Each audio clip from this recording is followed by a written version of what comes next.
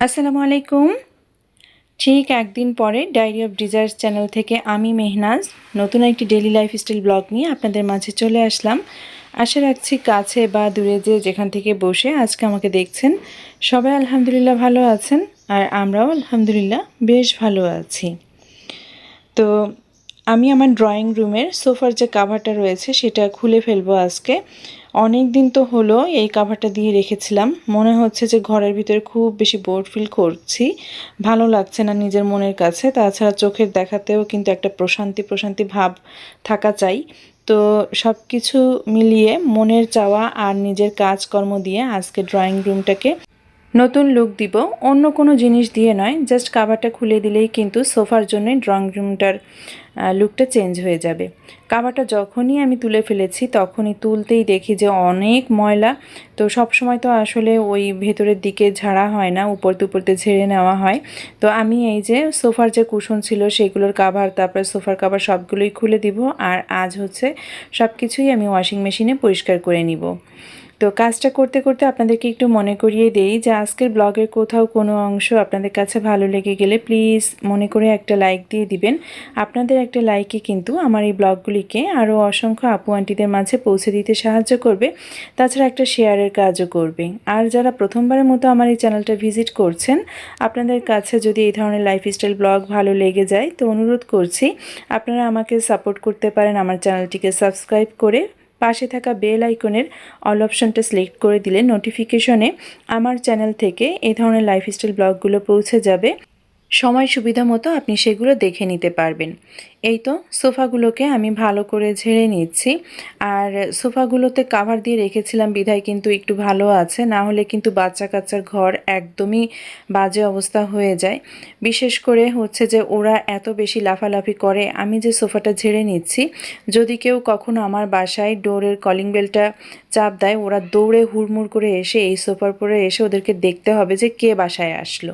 তো এই হচ্ছে আমার বাসার অবস্থা। ছোট বাচ্চা থাকলে তো এমনটা হবেই। ওদেরকেও তো আসলে এতটা ডাইনে যাও বামে যাও সোজা হয়ে দাঁড়াও এতটা পিটি প্যারেটের মধ্যেও তো মানুষ করতে পারি না, ওদের তো একটা আলাদা স্বাধীনতা আছে।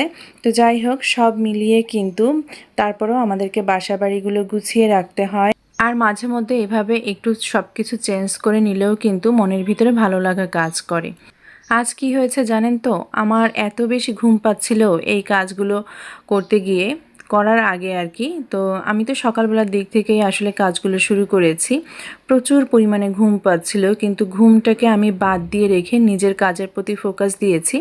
আমি একটা জিনিস সবসময় বিশ্বাস করি যে সুযোগ কিন্তু মানুষের কাছে বারবার আসে না। আমি সুযোগের কথা কেন বলছি, যে সুভার বাবা যখন থেকে বাচ্চা দুইটাকে নিয়ে স্কুলে যাচ্ছে আবার নিয়ে আসছে, তো আমি যে বাড়তি বোনাস সময়টা পেয়েছি এই সময়টাকে কাজে লাগালে কিন্তু আমার অনেক বেশি উপকার হয়। আর আমি তো কোনো অফিস আদালতে কাজ করি না, কাজ করি তো নিজের বাসার কাজই করি। তো এই কাজগুলোকে একটু এগিয়ে নেওয়া যায়। আসলে সুযোগের সদ্ব্যবহার করলে কিন্তু কোনো কাজই পড়ে থাকে না। সেটা শুধুমাত্র অ্যাক্টিভনেসটা এভাবেই আসে যে আমার এখন ঘুম পাচ্ছিল, ঘুমটাকে বাদ দিয়ে যখনই আমি নিজের কাজে ফোকাস করেছি তখন কিন্তু আমার কাজগুলো হয়ে যাচ্ছে। তো এই যে সোফার এখন যে ছোট ছোট কুশনগুলো দিয়ে রাখি আমি সামনে, সেইগুলোকে আমি এই যে এই কাভারগুলো চেঞ্জ করে দিলাম। এটা আড়ং থেকে নিয়েছিলাম। প্রত্যেকটা সোফায় আমি এখন দিয়ে দিচ্ছি, বেশ সুন্দর করে গুছিয়ে নিচ্ছি। এখন দেখতে কিন্তু আমার কাছে বেশ কিছুটা ভালো লাগছে, নিশ্চয়ই আমার ভিউয়ার্স আপু আন্টিদের কাছেও ভালো লাগছে। তো যে কথাটা বলছিলাম, যে এই সুযোগটাকেই কাজে লাগাচ্ছিলাম যে আমার হাজব্যান্ড যেহেতু আমাকে একটা উপকার করছে, তাহলে আমাকেও আমার বেশ কিছু কাজ করতে হবে। ঘুমিয়ে থাকলে নিজের কাছে অপরাধ প্রবণতা কাজ করে যে আমার হাজব্যান্ড কাজ করছে আর আমি ঘুমিয়ে আছি। এটা আমার কাছে অনেক আগে থেকেই কাজ করতো আসলে এই জিনিসগুলো। আমি যখন এমবিএ করি, একটা প্রাইভেট ইউনিভার্সিটিতে এমবিএ করতে গেলে কিন্তু অনেক খরচ। আব্বা যখন খরচগুলো দিত, আমি যখন একটু ঘুমাতে যেতাম দুপুরবেলা, তখন মনে হতো যে না, কী জন্য ঘুমাবো, আব্বা কত কষ্ট করে টাকা পাঠাচ্ছে, রেজাল্ট যদি ভালো না হয় তাহলে কিন্তু আমাকেই বকা শুনতে হবে, আমাকেই বেশি কথা শুনতে হবে, কোথাও চাকরির জন্য আসলে ওইভাবে অ্যাপ্লাই করলে ভালো কোনো চাকরি হবে না, যাই হোক ইত্যাদি নানান ধরনের প্রশ্ন আমার মাথায় ঘুরপাক খেত। আমার ভিতরে সবসময় এই অপরাধ প্রবণতাটা কাজ করে যে আমি যদি সময়টাকে কাজে না লাগাই তাহলে পরবর্তীতে গিয়ে আমাকেই সাফার করতে হবে। তো যাই হোক, আমার সেন্টার টেবিলের উপরে যে ট্রেটা থাকে ওটার ভিতরে বলতে গেলে যে বাজারই বসে, তো ওগুলো নামিয়ে সব ঝেড়ে মুছে জায়গা রেখে আবারও সব কিছু পরিষ্কার করে নিলাম। সোফার কাভার খুলে দেওয়াতে না অনেক বেশি ময়লা নিচে পড়েছে, তো সেই জন্য কার্পেটটাকে আমি একটু এখন ভালো করে ঝেড়ে নিচ্ছি। আর আপনারাও এক নজরে দেখে নিন যে ড্রয়িং রুমটাকে এখন কেমন সুন্দর লাগছে।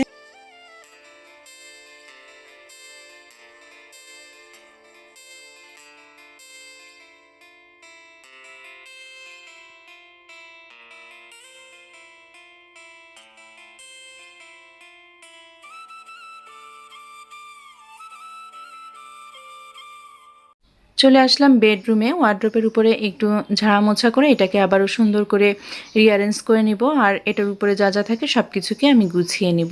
তো এই কাজটা করতে করতে একজন আপুর কমেন্ট পড়ি আমি।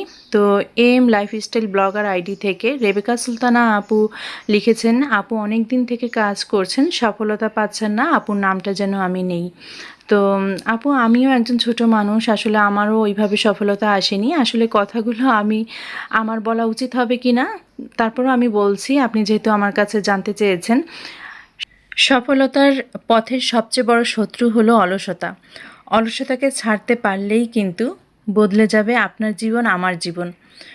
অলসতাকে যদি জীবনের অংশ না বানাতে চান তাহলে কিন্তু আপনি নিজের কাজকে ভালোবাসতে হবে, কাজের প্রতি ভালোবাসা তৈরি করে সেখানে আরও বেশি এফোর্ট, আরও বেশি শ্রম দিতে হবে।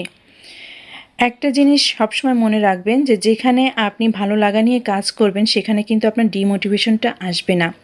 যে কোনো একটা কাজ শুরু করতে গেলেই কিন্তু সমস্যা হবেই, শুরুতেই সমস্যাটা হয়। আর শুরুতেই যে শুরু করে ফেলে তার জীবনটাই পরিবর্তন হয়।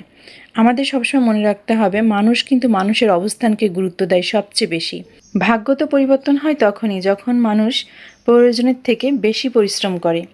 একটা কথা মাথায় রাখতে হবে আপু আমাদের সবাইকে, যে আমাদের কাজই যেন আমাদের পরিচয় হয়ে ওঠে। এমনভাবে কাজ করতে হবে নিজেকে ভালো রাখার তাগিদে মানুষের কাছ থেকে কম আশা রাখতে হবে। এই পৃথিবীর যারা আছে, যারা যেখানে সফলতা পেয়েছে তারা কিন্তু সবাই অনেক বেশি লড়াই করেছে শুধুমাত্র টিকে থাকার জন্য। একটা কথা বলি, যদি কেউ টাকার পিছনে ছোটে তাহলে টাকা কিন্তু তার থেকে দূরে সরে যায়। আর যদি কেউ প্রতিনিয়ত নিজেকে ইমপ্রুভমেন্ট করার জন্য নিজের পিছনে ছোটে, নিজেকে সময় দেয়, তাহলে কিন্তু একটা সময় টাকা তার পিছনে ছোটে। একটু খেয়াল করে মিলিয়ে দেখবেন, আমি অনেককেই দেখেছি এবং এটা খুব বাস্তব একটা কথা বললাম আমি।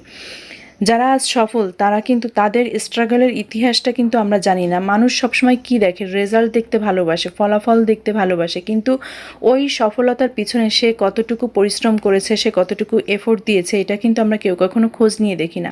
একটা পজিশনে যখন সে চলে যায়, একটা পজিশন যখন সে হোল্ড করে, তখন আমরা তাকে তখন অনায়াসে খুব ইজিলি বলে ফেলি, ও তুমি এত কিছু করে এখানে এসেছো, বা এত স্ট্রাগল ছিল তোমার এখানে আসার পেছনে। তখন কিন্তু আমরা এই কথাটা খুব সহজে তাকে বলে ফেলি।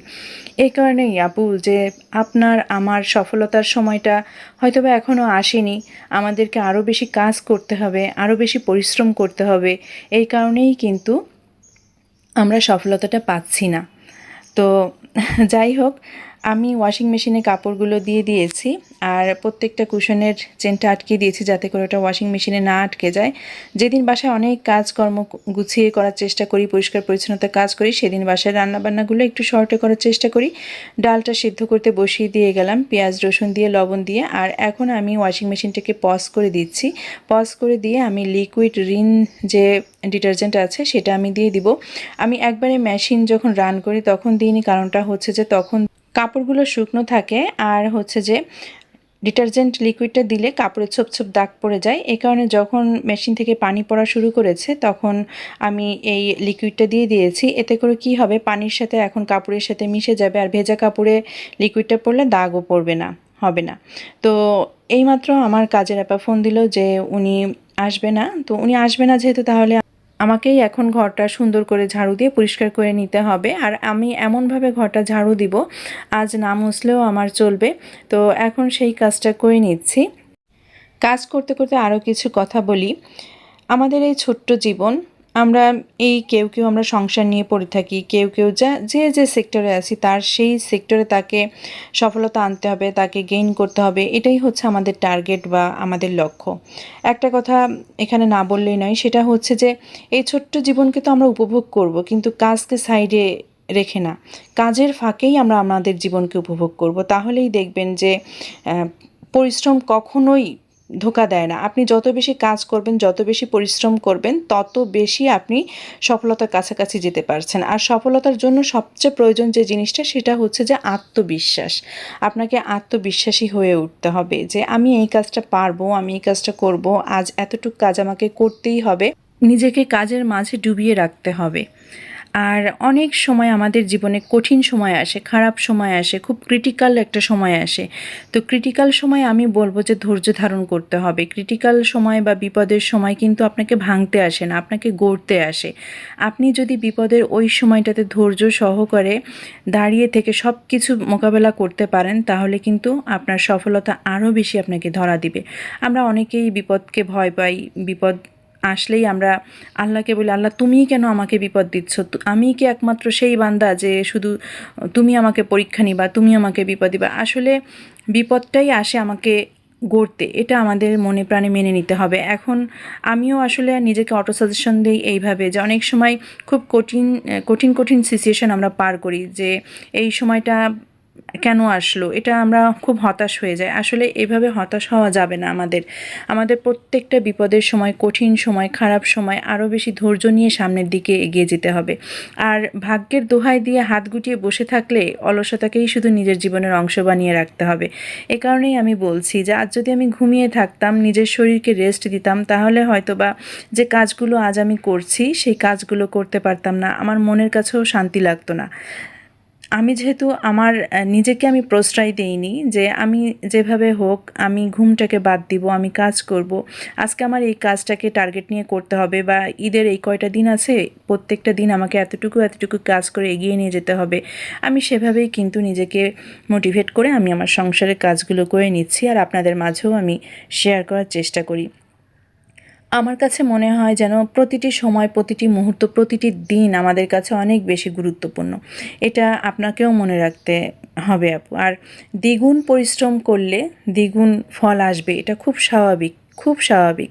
যে মানুষগুলো আপনাকে অনেক সময় অপমান করে কথা বলে, আপনাকে দেখলে মুখ ফিরিয়ে নিয়ে যায়, আপনাকে নিয়ে অনেক পেছনে অনেক কথা বলে, তাদেরকে আপনি সাধুবাদ দিন, তাদেরকে আপনি ধন্যবাদ দিন। তাদের জন্যই আপনি আরও ঘুরে দাঁড়ানোর সুযোগ পাচ্ছেন। আমার কাছে তো তাই মনে হয় যে যারা আমাকে আর ছোট করে কথা বলছে, যারা আমার কাজকে পছন্দ করছে না, আমাকে পছন্দ করছে না, আমি তাদেরকে ধন্যবাদ দিই। তাদের কারণে আমি আমার নিজেকে আরও বেশি আবিষ্কার করতে পারছি, আমি আমার নিজেকে আরও বেশি সময় দিতে পারছি। তো এই কারণেই যে খারাপ সিচুয়েশন, কঠিন সিচুয়েশন সব কিছুকেই মোকাবেলা করে সামনের দিকে আমাদের এগিয়ে যেতে হবে। পথে তো পাথর বিছানো থাকবেই, পথ অনেক কঠিন হবেই। ওই যে বলেছিলাম না যে শুরু করতে পারলেই কিন্তু আপনি আপনার পরিবর্তনটা করতে পারছেন। অনেক কথা বলে ফেলেছি, যাই হোক কাপড়গুলো ছাদে নেড়ে দিয়ে এসেছি, গাছগুলোকেও দেখে আসলাম। আর এখন আমি ডালটাকে ফোড়ন দিব। টমেটো ডাল রান্না করছি, এ কারণে আমি সরিষা দিয়ে টমেটো ডালটাকে ফোড়ন দিচ্ছি। মাকে সবসময় দেখেছি এভাবে করতে, টমেটোর কোনো কিছু হলে উনি সরিষা দিয়ে রান্না করতো, জিরা ব্যবহার করতো না ডালের ভেতরে। তো আমি শুধু তেজপাতা দিয়েছি, মা তেজপাতা দিত কিনা আমার খেয়াল নেই, কিন্তু তেজপাতার ফ্লেভার, ঘ্রাণ আমার কাছে অনেক বেশি ভালো লাগে। এ কারণে আমি সরিষা দিয়ে টমেটোর ডালটাকে ফোড়ন দিয়ে নিলাম। আর আপা যেহেতু আসে নাই, যে কাজটা আমি করেছি, আজ উস্তে আলু ভাজি করব। উস্তে আলুটাকেও আমি কেটে ভাজি করতে বসিয়ে দিব, সব কিছু একসাথে দিয়ে। আর আজ কিন্তু উস্তের রসটা আমি ফেলিনি। মমতাজ আপু, আপনি খেয়াল করেছেন আমি কিন্তু উস্তের সাথে আলু দিয়েছি, পাশাপাশি হচ্ছে যে এই যে মোটা মোটা করে কেটে রান্না করে নিচ্ছি। তো একবারে টেবিলে নিয়ে চলে আসলাম। এই ছিল আমার ডাল, উস্তে ভাজি, আর ফ্রিজে বেশ কিছু তরকারি ছিল, সেগুলো নামিয়ে রেখেছি। সেগুলো তো না খেলে হবে না, নষ্ট করতেও আমার খুব কষ্ট লাগে। এটা উস্তে আলু দিয়ে আর বোয়াল মাছের ঝোল ছিল, মহাশোল মাছের এক পিস মাছ ভুনা ছিল, সেটাও বের করে নিয়েছি, আর ছিল ঢ্যাঁড়স ভাজি। তো এই ছিল আমাদের আজকের খাবার দাবার। আমার মেয়ের ক্ষুধা লেগে গেছে, এখন বাজে 1টা, সে ভাত খেতে বসেছে।